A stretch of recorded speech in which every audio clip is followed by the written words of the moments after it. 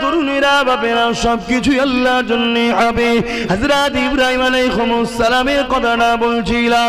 হযরত নবী ইব্রাহিম আলাইহিস সালাম ঘরে চলে আসলে আবার পরের বারে আল্লাহ হুকুম দিলে এইভাবে 10 বছর চলে যায়। কম বেশি যাওয়ার পরে আল্লাহ বললে, ইব্রাহিম এবারে তুমি যাও, তোমাকে আমি ইজাজত দিলাম, তুমি তোমার বাচ্চা পরিবারের সঙ্গে থাকবে, তাদের কাছে যাবে, তাদের সঙ্গে থাকবে। এইভাবে ইব্রাহিম আল্লাহ খুশি, আল্লাহ শুকরিয়া আদায় করে এমন করে চলে যেতে লাগলো। আম্মা হাজেরা এবং বাচ্চা ইসমাইলের সঙ্গে থাকতে লাগলে রাত্রে যে ঘুমিয়ে পড়ে যে খবে দেখতে লেগেছে, ইব্রাহিম তুমি আমাকে কতটা ভালোবাসো, আল্লাহ বা সব থেকে আপনাকে বেশি ভালোবাসি।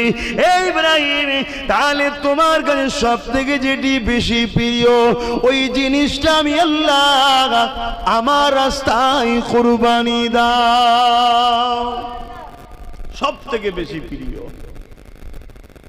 সেটা কুরবানি দাও। এ যুবকেরা ভেবে দেখুন আল্লাহকে কতদিন আরা ভালোবেসেছে। একটা নবী হয়ে সমস্ত কিছু দিয়ে দিল আল্লাহর নামের ডাক শোনার জন্যে, সরাসরি নিজেকেও দিয়ে দিতে লেগেছে। সেই ইব্রাহিম নবীকে আল্লাহ পরীক্ষা নিয়েছিল, এই ইব্রাহিম তোমার মহব্বতের জিনিসটা আমার রাস্তায় কুরবানি দিয়ে দাও। হযরত ইব্রাহিম আলাইহিস সালাম পরের দিন উঠে 100 দুম্বা কুরবানি দিয়েছিলে। আবার দ্বিতীয় রাতে খব দেখতে লেগেছে, আবার পরের দিনে 100 কুরবানি করতে লেগেছে। ইখতিলাফ রয়েছে 300 বা 200 এমন করে কুরবানি করে দিয়েছিলে। আল্লাহ পাক আবার দেখাতে লেগেছে। এই সময়ে লাস্টে বারেতে হযরত ইসমাইলের খমন করে আল্লাহ পাক খবের মধ্যে দেখাতে লেগেছে, ইব্রাহিম তোমার সাথে প্রিয় তো তোমার বাচ্চা, যার জন্য এত দোয়া চাইলে 90 বছর পরে সন্তান পেলে এবং জান্নাতি সন্তান নবী হবে, নবী সন্তান, সেই ইসমাইলকে তুমি সব থেকে বেশি ভালোবাসো। এটা দেখার পরে পরের দিনেতে হযরত ইব্রাহিম আলাইহিস সালাম নিয়তটা করে নিলে, আমি আমার আল্লাহর জন্য সব করতে পারি। আমার আল্লাহ যখন আমার বাচ্চাকে পছন্দ করেছে, আমি ইব্রাহিম দেরি করব না, আমি আমার বাচ্চাকেও আল্লাহর জন্য কুরবানি জবা করে দেব।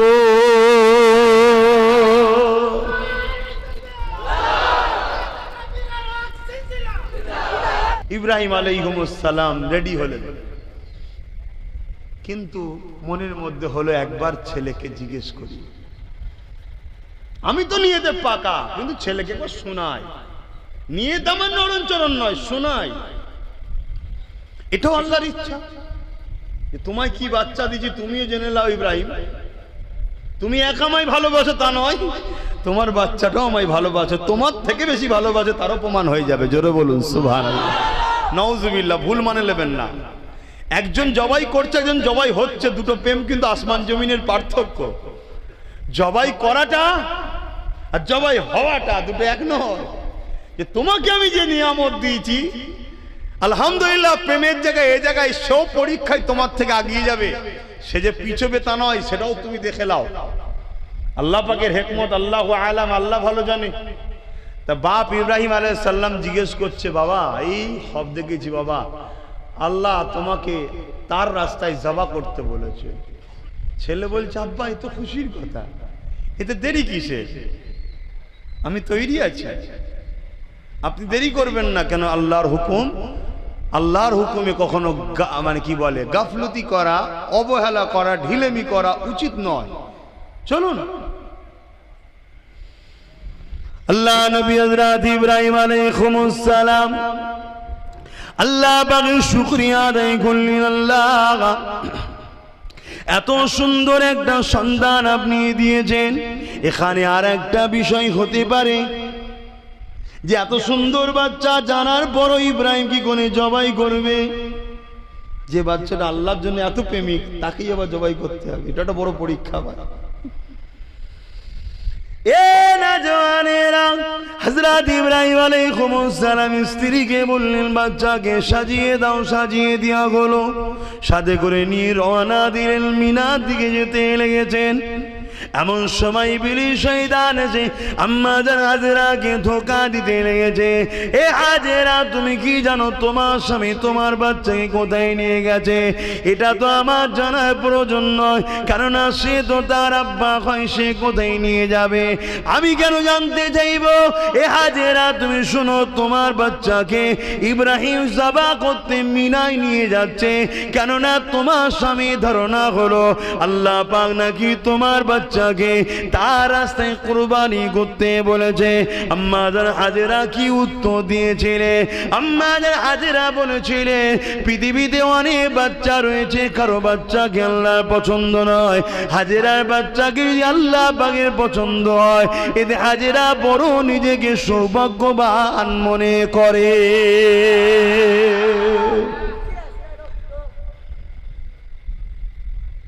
যুবক, এখানে অনেক মানুষ আছে, কাউকে আল্লাহ পছন্দ করেনি, তোমাকে আল্লাহ পছন্দ করেছে। নবীর মাহফিলে আসা, রাত জাগছো, বসে আছো, এটা তোমার জন্য একটা সৌভাগ্য, ঠিক না বেটি? তাকে কোন দিক দিয়ে আল্লাহ পরীক্ষা নেবে আল্লাহ ভালো জানে, কোন দিক দিয়ে পরীক্ষা নেবে আল্লাহ ভালো জানে। আল্লাহ বা পরীক্ষা নিয়েছিলেন আম্মা জান হাজেরাকে। আম্মা জান হাজেরা কিন্তু পরীক্ষা দিয়ে পাশ হয়ে গেল, বাচ্চার ময়ায় কিন্তু জড়িয়ে গেল না। আল্লাহ পাকের প্রেম এতটা গভীর ছিল, বাচ্চার প্রেম কিন্তু ওখানে জায়গা পেল না। এমন সময় ইবলিস শয়তান দেখতে লাগলো কি করে ইব্রাহিমকে রুকা যায় প্রেমের পরীক্ষা থেকে। এই হযরতে হাজেরা কাছ থেকে সারা বড় আম্মার কাছে চলে গেলেন, উনাকে যে বলতে লাগলে আপনার স্বামী এই করতে লেগেছে। আম্মা জান সারা একটাই কথা বলেছিলে, আমরা সবাই তো আল্লাহর জন্য আল্লাহর দিকে ফিরে যেতে হবে, আল্লাহ যাতে রাজি আমরা তাতে রাজি।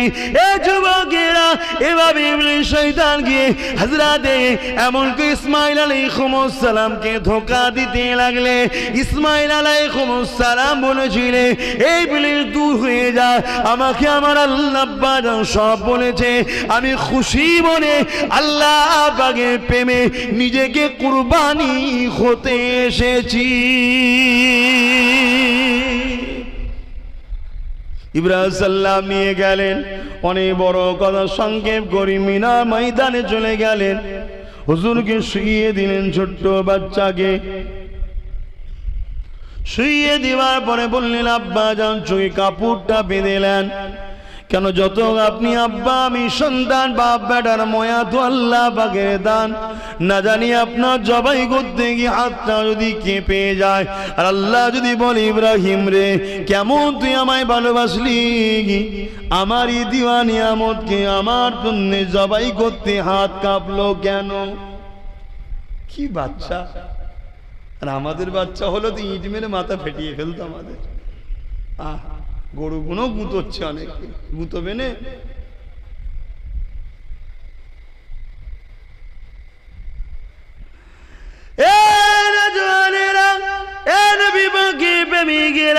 হযরত ইব্রাহিম সাল্লাল্লাহু তরোয়াল চালিয়ে দিলেন, চোখটা বেঁধে দিয়ে তরোয়াল কেল্লা বা হুকুম কোনদিন চলবি না, তরোয়ালের ক্ষমতা নাই, বাচ্চা ইসমাইলের গলাতে চলবে। এমন সময় ইব্রাহিম নবী তার চোখের কাপড় খুলে দিয়ে তরোয়ালটাকে একটা পাথরে আঘাত করলো, দেখলো পাথরটা দুটুকরো হয়ে গেল। এমন করে ধার যে নাই তা নয়, ধার তো অনেকটাই রয়েছে। তারপরে এমন করে ইসমাইল আলাইহিস সালাম বলতে লেগেছে, আব্বা আমার হাত পাটাকে আপনি বেঁধে দিন, না জানি জবাইয়ের কষ্টটা কতটা কষ্ট, ওই সময় যদি পাটা ছড়তে যে আপনার গায়ে লেগে যায়, না জানি বিয়াদবিটা হয়ে যেতে পারে, পাটা বেঁধে দেন। পাটা বেঁধে দেওয়া হলো, আবার জবাই শুরু করা হলো, কিন্তু আল্লাহ হুকুম করে দিয়েছে আমার ইসমাইলের গলায় চলবে না, তরোয়ারের ক্ষমতা নাই, কি করে চলতে পারে, এই জন্য আবার কাটলো না। ইব্রাহিম ইব্রাহিম নবী তরোয়ালটাকে এমন করে পাথরের উপরে আবার আঘাত দিল, পাথরটা দুটুকরো হয়ে গেল। ওই সময় ইসমাইল নবী আব্বাজানকে বলতে লেগেছেন, আব্বাজান আরেকটা কথা। কি কথা? আমার এমন করে পার হাতটা খুলে দেন। কেন রে বাবা? না, দুনিয়ার মানুষ বলতে লাগবে ইসমাইল তার আল্লাহকে এতটা ভালোবাসতে পারেনি যে হাত পা বেঁধে তার বাপ জোর করে জবাই করে দিয়েছে। তাই আপনি হাত পা খুলে দেন, নাই বলবো বাপ জোর করে জবাই করেছে। খুলে দেন, খুলে দিয়েছে। এ নওজওয়ানেরা, এমন করে তৃতীয়বার যখন বিসমিল্লাহ আল্লাহু আকবার বলে যখন ছুরিটা চালায়, পশুর গলায় যখন ছুরি চালায়, আমরা দেখি কুরবানির পশু থেকে একটা আওয়াজ হয় কাটার, এবং রক্ত পিচকিরিতে পড়ে হাত মায় ভর্তি হয়ে যায়।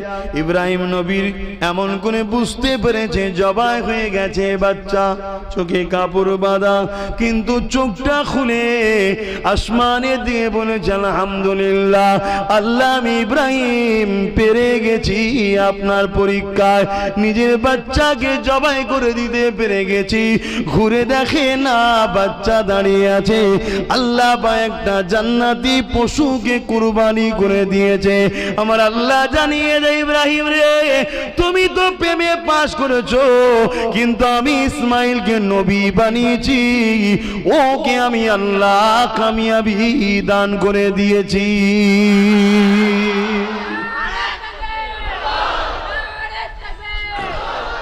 সেই রেওয়াজ থেকে আমাদের এই কুরবানি চলে আসছে। আজকে যদি আমাদের এই কুরবানি নিয়ে কারো আপত্তি হয়, এটা দুর্ভাগ্য, ঠিক না বেটি? কিন্তু অন্য কোন ধর্মের মানুষের ধর্মের কাজে আমাদের কখনো আপত্তি আছে? না। কেন আপত্তি নাই? আমার রসুল আমাদেরকে মহান বানিয়ে দিয়ে গেছে। জোরে বলুন সুবহানাল্লাহ। মুসলমানের ছেলে মেয়েরা, তরুণেরা বিদায় নিবার আগে আমার রসুলে পাকের একটা কথা বলে যায়। তরুণেরা, অবশ্যই কুরবানির মাস চলছে।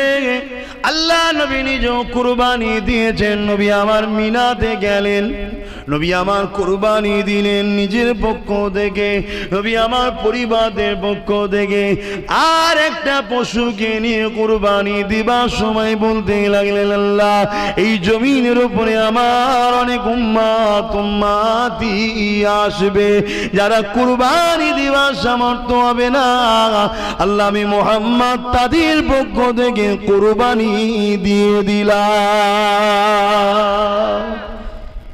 কত ভালোবাসা আমাদেরকে আল্লাহ, যাকে যেমন সামর্থ্য দিয়েছে, কেউ 30, কেউ 40, কেউ 50, কেউ 1 লাখ, কেউ 5 লাখ, কেউ 10 লাখ, কেউ 30 লাখ, কেউ 1 কোটি টাকার সম্পদ আছে। গরু কিনেছে, মোষ কিনেছে, দুম্বা কিনেছে, উট কিনেছে, খাসি কিনেছে, যার যেটা অকাত আছে, যার যেটা পছন্দের খাদ্য, যে বস্তু কোনো খাওয়া হালাল, সেই পশুর মধ্যে যে কোনো একটা পশু কুরবানি দিতে পারেন। আপনি ছাগল খাসি দিতে পারেন, মোষ দিতে পারেন, দুম্বা দিতে পারেন, গরু দিতে পারেন, যেটা আপনার পছন্দ। তবে ইসলাম শরিয়াতের নিয়ম হচ্ছে নিখুঁত পশু দিতে হবে। আপনি বাজারে গিয়ে আপনার আওকাত আছে, এটাকে 30,000 টাকায় কিনতে পারতাম, কিন্তু আপনি দেখে দেখে এমন একটা কিনছেন যেটা ভ্যানে নিয়ে এলে ভালো হয়। এটাকে বলা হয় কুঞ্জুস। কথা বুঝে আসছে না? নিখুঁত সুন্দর। আমার আল্লাহ পাক আপনার এই পশুটা নেবে না, গোস্ত নেবে না, রক্ত নেবে না, চামড়া নেবে না, কিছুই নেবে না।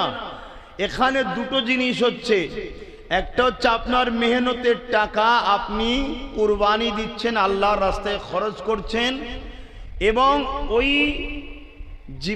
পশুটাকে আপনারা নিজেদের মধ্যে সকলে মিলে একসাথে বন্টন করে খাওয়া দাওয়া করছেন, আনন্দ করছেন। আল্লাহ পাক নেবে কিন্তু আপনার নিয়তটা, আপনার পছন্দ, আপনার নিয়ত, আল্লাহর উপরে প্রেম। এবং এটা ইব্রাহিম আলাইহিস সালামের একটা সুন্নাতের স্বভাব হবে। জোরে বলুন সুবহানাল্লাহ। কারণ ইব্রাহিম নবীকে আমার আল্লাহ পরীক্ষা নিয়েছিলেন, তবে আব্বাকে যে পরীক্ষা নিয়েছেন ওই পরীক্ষা যদি আল্লাহ আমাদের নেয় তো অবস্থা কেমনই হবে, কখনোই সম্ভব নয়, আল্লাহ নেয়ও না। কোন লোককে তো আল্লাহ খবে দেখায়নি যে তোমার বাচ্চাকে আমার রাস্তায় কুরবানি দাও, কেউ করবে নাকি? যে মানুষ আমরা নিজের বাচ্চা ঘুমালে ফজর বেলা তুলি না, যাহারে বাচ্চা ঘুমোচ্ছে ঘুমোক, নামাজ কাজা হচ্ছে হোক, তাকে যদি আল্লাহ খবে দেখায় যে তোমার বাচ্চা কুরবানি দাও, মনে হয় বাপ দেবে? ওই জন্য আল্লাহ পরীক্ষাও লাইনে যে বান্দা ফেল করবে। সামান্য সামান্য পরীক্ষা নাই, কি দেখা যাচ্ছে রাস্তায় একটা 100 টাকার নোট পড়ে আছে, ওটা পরীক্ষা চলছে। ওই লোকটা যে ছাড়তে পারে না, তাকে যদি আল্লাহ পাক বলে তোমাকে নিজের বাচ্চাকে কুরবানি দিতে হবে, সে দেবে মনে হয়? হযরত আব্বাজান ইব্রাহিম আলাইহিস সালামকে আল্লাহ পরীক্ষা নিয়েছিলেন এই মাসে। কি পরীক্ষা? বিবাহ হয়েছিলেন, বিয়ের 60 বছর কেটে যাবার পরও একটা সন্তান হয়নি। আল্লাহ পাকের কাছে অনেক কাঁদাকাটি করার পরে 90-এর কোটা পার হওয়ার পরে একটা সন্তান হয়েছে। আর এটাও শুনে রেখে দেন, আগেকারের মানুষ 2000, 1500, 1200, 800, 900 বছর করে বাঁচত। কথা শুনছেন তো? হ্যাঁ, বাঁচত। আব্বাজানের 90 কোটা পার হয়ে যাবার পর আল্লাহ পাক তিনাকে একটা সন্তান দিয়েছে। সন্তানটা একটা ফুটফুটে চাঁদের থেকেও সুন্দর। জোরে বলুন সুবহানাল্লাহ। আল্লাহ পাক হুকুম করলেন, যাও তোমার বাচ্চাকে তুমি গিয়ে ওই এলাকায় রেখে আসো, বর্তমান যেটা কাবা শরীফ আছে ওখানে রেখে আসো। আম্মাজান হাজেরা হুজুর কি ইব্রাহিম আলাইহিস সালাম আব্বাজান আমাদের রেখে যখন ফিরে আসছে যে তুমি এখানে থাকো, আমি চলে যাচ্ছি। আম্মাজান জিজ্ঞেস করছে, তার মানে? এখানে ঘর নেই, কিছুই নাই, পানি নাই, মানুষজন নাই, মরুভূমি পাথর এলাকা, আপনি এখানে আমায় রেখে যাচ্ছেন? তবে আমি জানতে চাই যেটা আপনার হুকুম না আল্লাহ পাকের হুকুম? হযরত আব্বাজান ইব্রাহিম আলাইহিস সালাম বলেছিলেন, আমার প্রাণের স্ত্রী হাজেরা, এটা অবশ্যই আমার আল্লাহর হুকুম। আম্মাজান তখন বলেছিলেন, যান, নিশ্চিন্তায় যান, আপনার থেকে অনেক বেশি আমার অভিভাবক আপনার থেকে অনেক বেশি আপন হলেন আমার আল্লাহ। জোরে বলুন সুবহানাল্লাহ। কেমন দেখুন মা আমাদের, আর আজকে আমাদের দশা কোথায়? রেখে দিয়ে চলে এলেন। 1 বছর অপেক্ষায় আছে, কখন ইজাজত হবে বাচ্চাটাকে গিয়ে দেখব। খেয়াল করুন আর আজকে আমরা কি করছি। আব্বাজান হযরত ইব্রাহিম আলাইহিস সালাম প্রেম কাকে বলে শিক্ষা আমাদেরকে দিয়ে গেছে। মুসলিম জাতির পিতা হলেন হযরত ইব্রাহিম আলাইহিস সালাম। 1 বছর কেটে গেছে, হুকুম আসে না, অপেক্ষায় রয়েছে কবে আল্লাহ পাকের হুকুম আসবে। এমন সময় 1 বছর পর হুকুম এসেছে, হে আমার খলিল ইব্রাহিম, যা আমি আল্লাহ হুকুম দিলাম, তুমি তোমার বাচ্চাকে একবার দেখতে যাও, তবে মনে রাখবে কাছে যেতে পারবে না, দূর থেকে উটের পিঠে চেপে দেখবে। কি পরীক্ষা দেখুন। আল্লাহ আমাদেরকে পরীক্ষা নেবে না? নেবে না। তবে আমাদেরকে এত কঠিন নেয়নি, সামান্য একটু নেয়, এতে আমরা পেরেশান। আব্বাজান হযরত ইব্রাহিম আলাইহিস সালাম এই হুকুমটা পাওয়ার পরে উটের পিঠে চেপে হুজুর আমার রওনা দিয়ে দিলেন। দূর থেকে দেখতে লেগেছে হযরত ইব্রাহিম আলাইহিস সালাম নিজের বাচ্চাকে, 1 বছরের বাচ্চা ইসমাইল আলাইহিস সালামকে দেখে। জানটা বড় ছিঁড়াছিঁড়ি করে।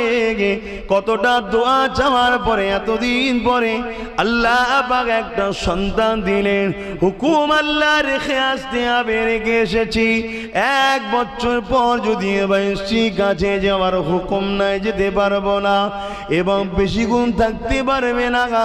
আওয়াজ এসে যায়, ইব্রাহিম রওনা দাও।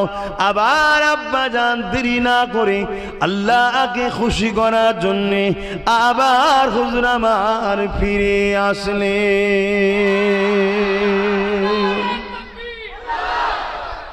মাকসাদ একটাই হবে, আমার মালিককে আমি খুশি করব। জিবরাইল আলাইহিস সালাম বলছেন, আল্লাহ আপনি এমন একজনকে বন্ধু বানিয়েছেন যে তো দুনিয়াদার, দেখুন কত মেষ পালন করছে। আল্লাহ পাক ওই সময় জিবরাইল আলাইহিস সালামকে আল্লাহ পাক বললেন, তুমি আমার ইব্রাহিম সম্বন্ধে কি বলছো? না আল্লাহ এই যে দেখুন না, ইব্রাহিম আমার খলিল হয়, আমার বন্ধু হয়। খলিল মানেও বন্ধু, বন্ধু হয়। আল্লাহ পাক কি করে হয়? সে তো দুনিয়াদার।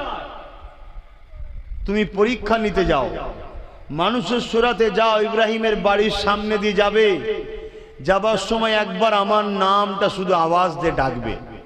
জিবরাইল সাল্লাম মানুষের সুরাত ধরে আসছে, ইব্রাহিম আলাইহিস সালাম ঘরের মধ্যে রয়েছেন। হযরত জিবরাইল সাল্লাম মানুষের সুরাত ধরে এসে এখন একবার ডাক দিয়েছেন, আল্লাহু আকবার। হযরত নবী ইব্রাহিম আলাইহিস সালাম সঙ্গে সঙ্গে বাইর হলেন। বাইর হওয়ার পরে বলেছিলেন, কে আমার মালিক কে ডাকে, কে আমার ইয়ার কে ডাকে, কে আমার ভালোবাসা কে ডাকে, কে আমার রব কে ডাকে। হযরত জিবরাইল মানুষের শোনাতে বলেছিল, কেন আমি ডেকেছি? এ যুবকেরা, ইব্রাহিম সাল্লাম বলেছিল আর একবার ডাকো। হযরত জিবরাইল সাল্লাম মানুষের শোনাতে তখন বলেছিলেন, কেন তোমার কথাই ডাকবো, আমার মুর্শি আমার যখন ভালো লাগবে তখন ডাকবো। হযরত ইব্রাহিম সাল্লাম বলেছিলেন, তুমি যদি আমার রব আমার মুনিবকে একবার ডাকো তাহলে আমি তোমাকে অনেক পুরস্কার দেবো। কি দেবে? আমার অনেক দুম্বা মোষ দুম্বা রয়েছে, পালন রয়েছে, খাসি রয়েছে, তার মধ্যে থেকে একবার আল্লাহ যদি ডাকো আমি হাফ তোমায় দিয়ে দেবো। আল্লাহ। আর আজকে আমরা কি করছি? সেই বাপেরই ছেলে তো, মুসলিম জাতির পিতা তো ইব্রাহিম সাল্লাম। আমাদের বাপ আল্লাহকে কত ভালোবাসে। তরুণেরা, এর বিভাগের প্রেমিকেরা, হযরত ইব্রাহিম সাল্লামের কথা শুনে হযরত ইব্রাহিম সাল্লাম অবাক হয়ে গেলেন। আল্লাহু আকবার বলে ডাক দিলেন। ইব্রাহিম সাল্লাম নিজে যত পশু ছিল তার মধ্যে থেকে আপ দিয়ে দিল। ওই পশুগুলোকে নিয়ে ইব্রাহিম সাল্লাম আগাতে লাগলে। এমন সময় আবার বলতে লেগেছে, আল্লাহ পাকের নামটা আর একবার ডাকতে থাকো। হযরত ইব্রাহিম সাল্লাম মানুষের শোনাতে তখন রয়েছে, এ আল্লাহ পাকের বান্দার, এবারে যদি ডাকি তুমি আমাকে কি দেবে বলো? আরো যা রয়েছে আমি সেগুলো তোমাকে দিয়ে দেব। এ নওজওয়ানেরা, হযরত ইব্রাহিম সাল্লাম ডাক দিলেন, বাকি পশুগুলো দিয়ে দিল। ইব্রাহিম সাল্লাম সব নিয়ে চলে যেতে লেগেছে। এমন সময় সাল্লাম যে বলতে লেগেছে, আর একবার আমার মাহবুবের নামটা নাও। আরে আমার আল্লাহ পাকের নাম তুমি নেবে, আমি তোমাকে বারবার দিতে থাকবো। এবারে তুমি কি দেবে?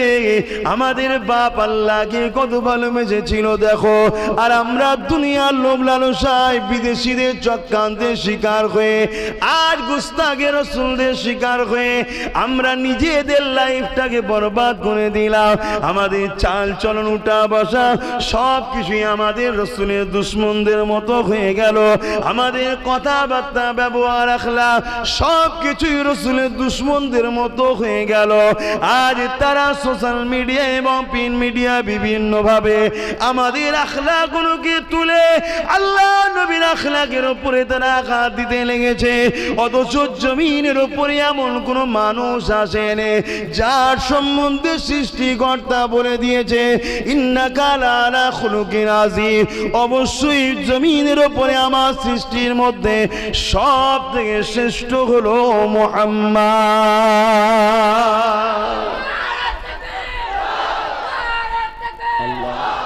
সেই নবীর উম্মত আজ আমাদের আখলাক দেখুন কেমন। লোক আমাদের দেখে নবীকে ছোট বড় কথা বলছে।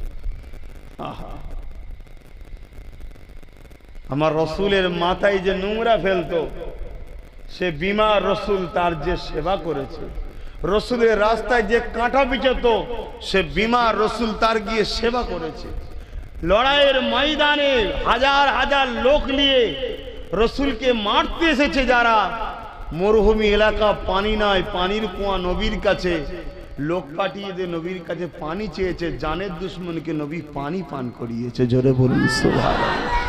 আর আজকে আমরা মায়ের পেটের ভাইকেও সুযোগ পেলে ছাড়ছি না, ওকে ঝরে দিতে পারলে সব জমিনটা পেয়ে যাব। কত আমরা খারাপ হয়ে গেলাম। আসুন ভাবুন, আমরা বলবো আপনারা শুনবেন, সুবহানাল্লাহ আল্লাহু আকবার দিয়ে চলে যাবেন, বেকার বলবো না, কিছু নেকি পাবেন। কিন্তু নেকিটা নিয়ে যাবার জন্য পাত্রটাও দরকার। তো সেই পাত্রটা হলো মুহাম্মদ রাসূলের প্রেম, ঈমান। আবেরা নওজওয়ান তরুণেরা, হযরত ইব্রাহিম আলাইহিস সালামের কথা বলছিলাম। এ নওজওয়ানেরা, হযরত জিবরাইলকে যখন আবার বলে তুমি আবার আমার আল্লাহ পাকের নামটা নাও, হযরত জিবরাইল মানুষের শোনাতে তখন কি দেবেন আপনি? আমি যদি আল্লাহ পাকের নাম লি, কারণ আপনার যা ছিল সবই তো দিয়ে দিয়েছে। আল্লাহ নবী হযরত ইব্রাহিম আলাইহিস সালাম কি বলেছিলেন শোনে, এ তুমি যদি আমার আল্লাহ পাকের নাম নাও, এই যে পশুগুলো তোমাকে তো দিয়ে দিলাম, এগুলো লালন পালন করার জন্য তো লোক লাগবে, আমি নিজেকে দান করে দেবো, তোমার সাথে চলে যাব, তোমার বাড়ি গিয়ে পশুগুলোকে লালন পালনের কাজে নিযুক্ত করে দেবো। যুবকেরা ভেবে দেখুন, আল্লাহকে কতদিন আরা ভালোবেসেছে, একটা নবী হয়ে সমস্ত কিছু দিয়ে দিল আল্লাহর নামের ডাক শোনার জন্যে, সরাসরি নিজেকেও দিয়ে দিতে লেগেছে। সেই ইব্রাহিম নবীকে আল্লাহ পরীক্ষা নিয়েছিল, এই ইব্রাহিম তোমার মহব্বতের জিনিসটা আমার রাস্তায় কুরবানি দিয়ে দাও। হযরত ইব্রাহিম আলাইহিস সালাম পরের দিন উঠে 100 দুম্বা কুরবানি দিয়েছিলেন। আবার দ্বিতীয় রাতে খব দেখতে লেগেছে, আবার পরের দিনে 100 কুরবানি করতে লেগেছে। ইখতিলাফ রয়েছে 300 বা 200 এমন করে কুরবানি করে দিয়েছিলেন। আল্লাহ পাক আবার দেখাতে লেগেছে। এই সময়ে লাস্টে বারেতে হযরত ইসমাঈলের খমন করে আল্লাহ পাক খবের মধ্যে দেখাতে লেগেছে, ইব্রাহিম তোমার সাথে প্রিয় তো তোমার বাচ্চা, যার জন্য এত দোয়া চাইলে 90 বছর পরে সন্তান পেলে এবং জান্নাতি সন্তান নবী হবে, নবী সন্তান, সেই ইসমাঈলকে তুমি সবথেকে বেশি ভালোবাসো। এটা দেখার পরে পরের দিনেতে হযরত ইব্রাহিম আলাইহিস সালাম নিয়তটা করে নিলে, আমি আমার আল্লাহর জন্য সব করতে পারি। আমার আল্লাহ যখন আমার বাচ্চাকে পছন্দ করেছে, আমি ইব্রাহিম দেরি করব না, আমি আমার বাচ্চাকেও আল্লাহর জন্য কুরবানি যাবা করে দেব।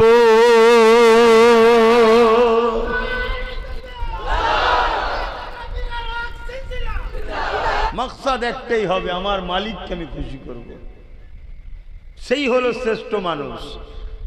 পীরের ঘরে জন্ম হলেই শ্রেষ্ঠ হয় এমনটা নয়, আর আম ঘরে জন্ম হলেই যে নিকৃষ্ট হয় এমনটা নয়। আল্লাহকে যে ভালোবাসে সেই হলো শ্রেষ্ঠ। জোরে বলুন সুবহানাল্লাহ।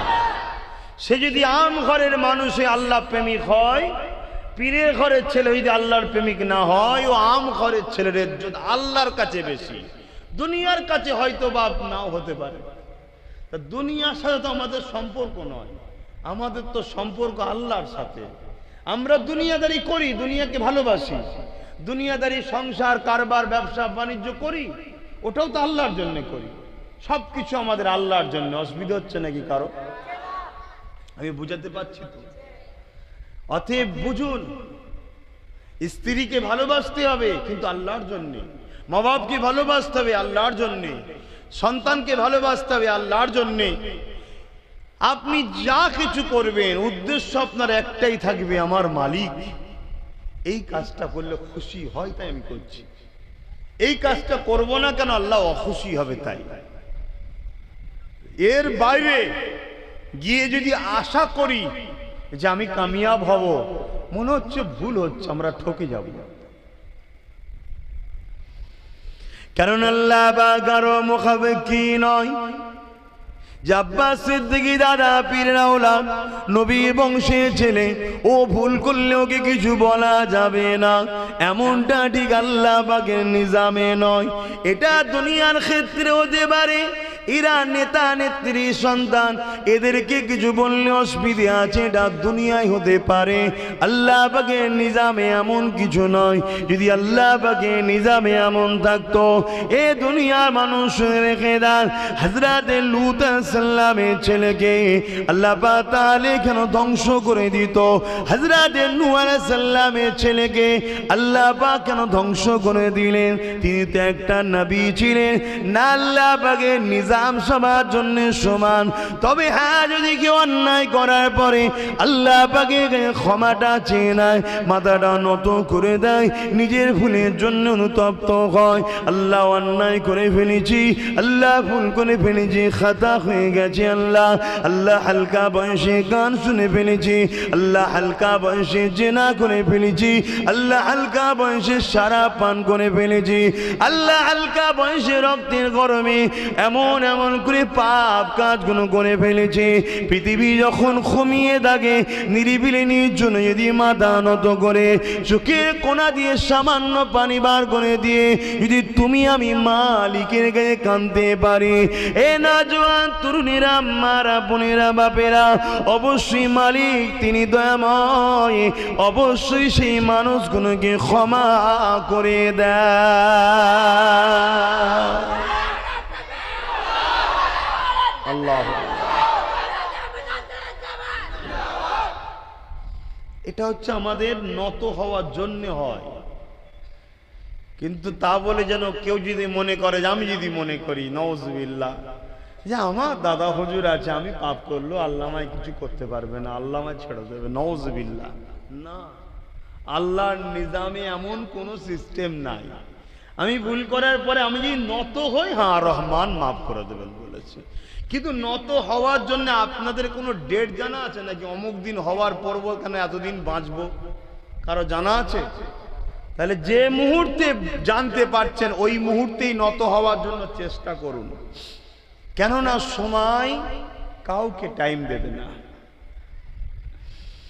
মুসলমান ঘরের ছেলে মেয়েরা, আল্লাহ নবী, নূহ নবী, দয়া নবী, সাহাবা হুজুরকে জানিয়ে দিয়েছেন, এ আমার উম্মত উম্মতিরা, এ আমার সাহাবারা, আমার উম্মত উম্মতিদেরকে জানিয়ে দেবে, আমার আল্লাহ পায়া তুই বান্দা বান্দিকে ভালোবাসে। যখন কোনো বান্দা বান্দি গুনাহ করে, অন্যায় করে, আল্লাহ পাক ওই বান্দা বান্দিকে ডাকতে থাকে, ওরে আমার বান্দা বান্দিরে আয়, এটা ধোঁকা, তুই লোভ লালসায় পড়ে যাচ্ছি, এখানে তোর বরবাদি আছে, আয় ফিরে আয় আমার দিকে, কেন দুনিয়া আখিরাত সবই আমার, তুই আমার দিকে ফিরে আয় বান্দা, তুই আমাকে মাথাটা নত করে দে, চোখের কোনা দিয়ে পানি ঝরিয়ে দে, যদি চোখ দিয়ে পানি নাও বেরোয়, কান্নার মতো যদি মুখটা করে নিয়ে কেউ আল্লাহ পাকের কাছে বলে, আল্লাহ পাক ক্ষমা করে দিন, ভুল করে ফেলেছি, আল্লাহ পাক অন্যায় করে ফেলেছি, ক্ষমা করে দিন। এ আমার নওজোয়ানেরা, কেন কাঁদো না আল্লাহর কাছে? কেন ক্ষমা চাও না আল্লাহর কাছে? পৃথিবীর রাজা মহারাজারা আসামি খোঁজে মামুন করে শাস্তি দেবে বলে, আর আমার আল্লাহ দৈনিক তোমাকে আমাকে ডেকে ডেকে বলে, আয় আমি আল্লাহ তোদেরকে ক্ষমা করে দেব। আরো জোরে বলুন সুবহান।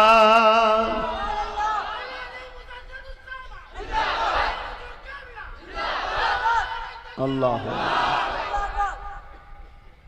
কেন আমার ভাইয়েরা কাঁদো না? আল্লাহর কাছে কাঁদবে যারা, কাঁদো অবশ্যই তারা ভালো। ভুল মানুষের হয়, তাই তো আল্লাহ বলেছেন যে আমি তোদেরকে মাফ করব। যদি ভুল না আমরা করতাম তাহলে মাফটা কে করবেন? কিন্তু যারা কাঁদে না, আল্লাহর কাছে ক্ষমা চাই না, আফসোস তাদের জন্য। চেষ্টা করো, যদি কান্নার মতো চোখ দিয়ে পানি নাও আসে, কান্নার মতো মুখ করো, নিরিবিলি নির্জুমে তাহাজ্জুদের নামাজ পড়ে কখনো কখনো কাঁদো, বা ঈশার নামাজ পড়ে সবাই ঘুমিয়ে বলল, সবাই মসজিদ থেকে বাইরে হয়ে যাক, তুমি একটু লেটে বাইর হও, বা ঘরে এসে নফল সুন্নাত পড়া বেশি স্বভাব, মসজিদের থেকে ঘরে নফল সুন্নাত পড়লে বেশি সওয়াব। কেন ঘরকেও নামাজের আবাদ করতে হয়, কিন্তু ফরজ নামাজ মসজিদে জামাতের সঙ্গে পড়লে একা পড়ার থেকে 27 গুণ সওয়াব বেশি। জোরে বলুন সুবহানাল্লাহ। তোমার মনের মধ্যে কি হচ্ছে সব তিনি জানেন, আমার মনের মধ্যে কি হচ্ছে সব তিনি জানেন। তিনি যদি খুশি হয়ে যায় তা আবার কে তোমায় রুখবে? সব তো তিনার। আহা, তবে হ্যাঁ, আলেমদের সঙ্গে থাকলে লাভ আছে। কেননা আলেমরা হলো নবীদের ওয়ারিস। আল উলামা ওয়ারাসাতুল আম্বিয়া। আর এক রাতে আল্লাহ নবী জানিয়ে দিলেন, কিয়ামতের দিনে আল্লাহ আওয়াজ দিয়ে বলে দেবে, আলেমদের সম্বন্ধে ঘোষণা দেবে, হিসাব নিকাশ হতে লাগবে। জান্নাতীরা জান্নাতে চলে যাবে, জাহান্নামীরা জাহান্নামে চলে যাবে। কিন্তু আল্লাহ পাকের আরশে আজিমের নিচে একদল বান্দারা দাঁড়িয়ে থাকবে।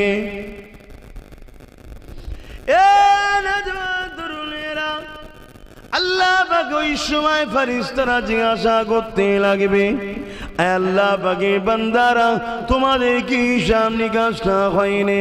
তারা বলতে লাগবে, হিসাব নিকাশ হয়ে গেছে, এখানে তাহলে কেন দাঁড়িয়ে আছো?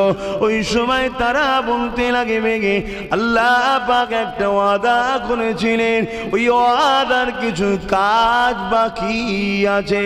এ আল্লাহ পাকের বান্দারে, তোমাদের কি হিসাব নিকাশ হয়নি? হ্যাঁ হয়ে গেছে। কোথায় ঠিকানা? আল্লাহ দয়া করে জান্নাত দিয়েছে, তাহলে জান্নাতে না গিয়ে কেন দাঁড়িয়ে আছো? আলেম বান্দারা বলতে লাগবে, আমরা তো জান্নাতে যাব না। ফেরেশতারা বলতে লাগবে, তাহলে কি তোমরা জাহান্নামে যাবে?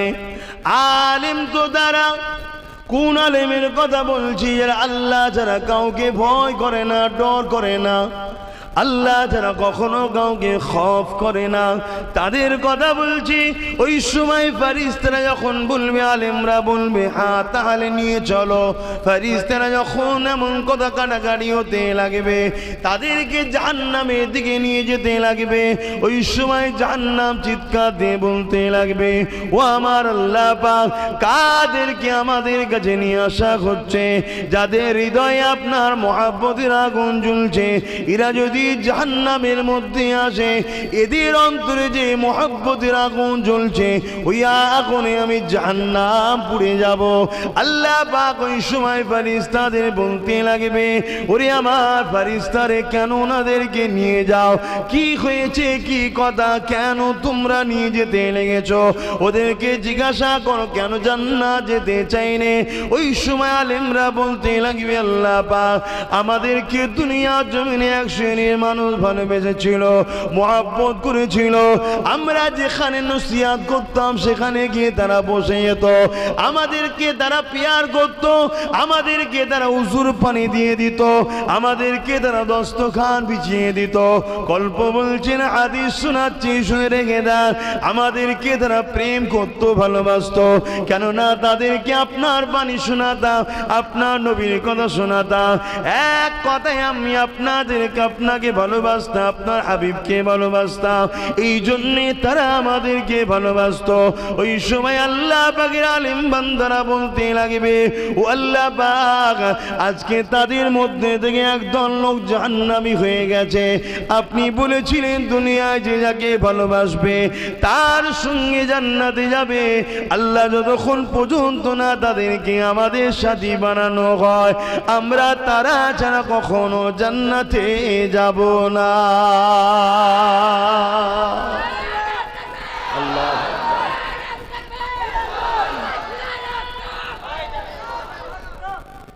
অবশ্যই খুশির কথা শুনে তাকবীর দেওয়া, সুবহানাল্লাহ বলা, এটা অবশ্যই ভালো জিনিস। সময়ের দিকে খেয়াল রেখে একটু বলতে দেন। আল্লাহ পাকের আলেম বান্দাদের এই কথা শুনে আল্লাহ বলবে, ফেরেশতা ওরা সত্য বলছে, আমি তো ওয়াদা করেছিলাম দুনিয়ায় যে যাকে ভালোবাসবে তার সঙ্গে থাকবে, আজ আমার আলেম বান্দাদেরকে যারা ভালোবেসেছিল, ভালোবাসাটা কার জন্যে হয়? আল্লাহর জন্যে। তাহলে অবশ্যই তারা কেন তাদের সঙ্গে যাবে না? যাও ওই আলেমগুলোকে নিয়ে যাও, রাতের মধ্যে